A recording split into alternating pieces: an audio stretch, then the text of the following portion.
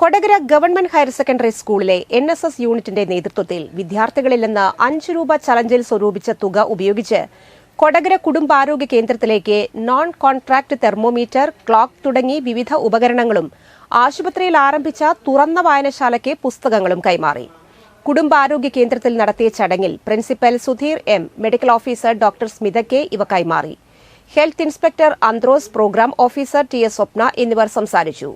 Junior health ഇൻസ്പെക്ടർമാർ, അധ്യാപകർ, കുടുംബാരോഗ്യ കേന്ദ്രത്തിലെ ജീവനക്കാർ, NSS വോളണ്ടിയേഴ്സ് എന്നിവർ സന്നിഹിതരായിരുന്നു. നമ്മൾ